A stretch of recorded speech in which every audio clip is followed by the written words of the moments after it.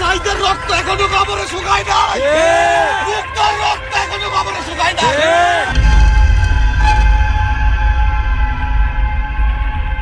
খুনি হাসিনা দেশ ছেড়ে পালিয়ে গেছে, সেখানে তিনি ছাত্র জনতার উদ্দেশ্যে কিভাবে তিনি বলেন যে তিনি ছাত্র জনতার উদ্দেশ্যে ভাষণ দিবেন? হাসিনা কেন, হাসিনার বড়রা যদি আছে আমাদের জামা রাখতে পারবে না।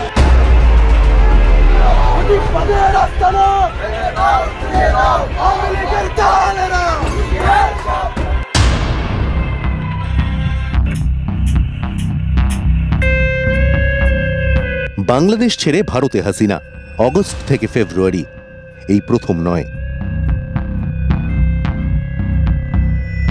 বাংলাদেশের উদ্দেশ্যে ভাষণ দেবেন শেখ হাসিনা, ঘোষণা হতেই যেন দাবানলের আগুন। সমাজ মাধ্যমে আওয়ামী লীগের প্রচার, তারপরেই জমাট বাঁধে হিংসা, যার বহিঃপ্রকাশ বুধবার রাতে ঢাকায় ধানমন্ডি ৩২ নম্বরে বুলডোজার দিয়ে গুড়িয়ে দেওয়া হয় শেখ মুজিবুর রহমানের বাড়ি। দিল্লির পাওয়ার নিয়ে আজকে এত বড় সাহস, আমাদের 200 কোটি, আমরা 18 কোটি সমান, আমরা 18 কোটি 200 কোটি সমান। আমাদের সাথে যুদ্ধ করতে বলেন, আমরা দইমা যাবো না। ইন্ডিয়া কেন, ইন্ডিয়ার বড়টার আমরা জমাই দিব। হাসিনাকে বলেন দিল্লিতে না বসে বাংলা আমরা দেখা নিব। 32 ভাঙলাম, ওদের প্রত্যেকটা জায়গা আমরা ভাঙবো। খুনি হাসিনা দেশ ছেড়ে পালিয়ে গেছে, সেখানে তিনি ছাত্র জনতার উদ্দেশ্যে কিভাবে তিনি বলেন যে তিনি ছাত্র জনতার উদ্দেশ্যে ভাষণ দিবেন? আমরা এখানে স্পষ্ট একটা বার্তা দিতে চাই, সেটা হচ্ছে যদি কোনোভাবেই কোনো ছাত্রলীগ, কোনো যুবলীগ কোনো জায়গায় অবস্থান নেয় এবং রাস্তায় লিফলেট দেয় এবং প্রধানমন্ত্রীর জন্য কোনো ভাষণ দেয়, ধানমন্ডি ৩২ যেভাবে দেখছেন ছাত্র জনতা ভেঙ্গে চুরে সেখানে টয়লেট পায়খানা বানাচ্ছে, ঠিক সেইভাবে আমরা কিন্তু আপনার অভ্যুত্থানের মাধ্যমে গোপালগঞ্জকে নিশ্চিন্ত করে দিব। 1961 থেকে 1975 মৃত্যুদিন পর্যন্ত ধানমন্ডির এই বাড়িতেই ছিলেন শেখ মুজিবুর রহমান। এই বাড়ি থেকেই বাংলাদেশের স্বাধীনতা ঘোষণার পরেই পাক সেনা তাকে গ্রেফতার করে। ওই ধানমন্ডি ৩২ নম্বর বাড়ি, যেখান থেকে জাতির পিতা স্বাধীনতার ঘোষণা দিয়েছিলেন, পাকিস্তানি হানাদার বাহিনী তাকে গ্রেফতার করে নিয়ে গেছিল এই ঘটনার পর। তখন এই বাড়িটা তারা লুটপাট করেছিল, কিন্তু আগুন দিয়ে পোড়ায়নি, ভাঙেনি। ধানমন্ডিতে মুজিবের বাড়ির ওপর হামলার ঘটনা এই প্রথম নয়।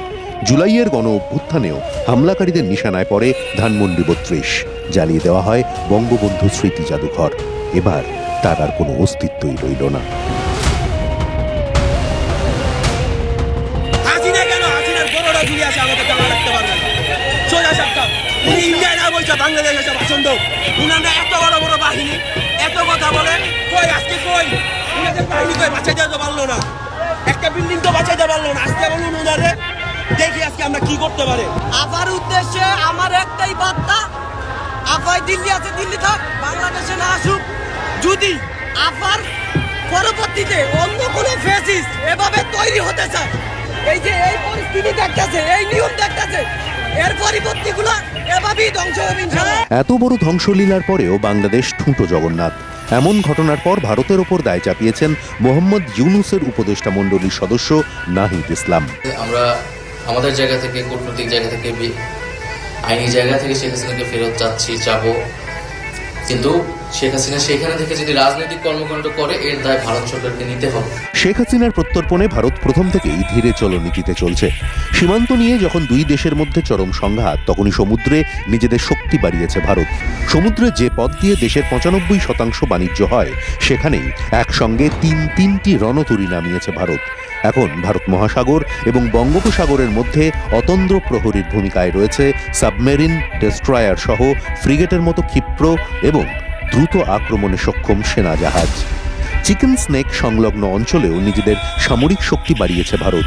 বাংলাদেশে পাকিস্তানি গোয়েন্দা সংস্থা ISI এর আনাগোনা বাড়তেই ভারত সামরিক পদক্ষেপে তার বার্তা আরও স্পষ্ট করছে।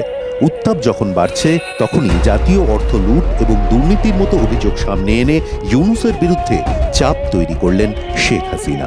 গ্রামীণ ব্যাংকের ম্যানেজারের পদ, ৬,০০০ টাকা বেতনের চাকরি ৯০ সালে পেয়েছিলেন। আমি ৯৬তে সরকার আসার পরে এই গ্রামীণ ব্যাংকে 400 কোটি টাকা দিয়ে এই গ্রামীণ ব্যাংকটাকে আমি দাঁড় করিয়ে দিই। শুধু তাই না, গ্রামীণ ফোনের ব্যবসাটাও ওই ডক্টর ইউনূসকে দিয়েছিলাম। আমার কাছে বারবার ধর্ণা দিয়েছিল, বলেছিল ওখান থেকে যে লাভ হবে সেই লাভের অংশ যাবে গ্রামীণ ব্যাংকে। তা কিন্তু যায়নি, বরং এগুলি বেচেই খেয়েছে, মানি লন্ডারিং করেছে, দুর্নীতি করেছে এবং তার ক্ষমতার লোভ আজকে বাংলাদেশকে ধ্বংসের দিকে নিয়ে এসেছে।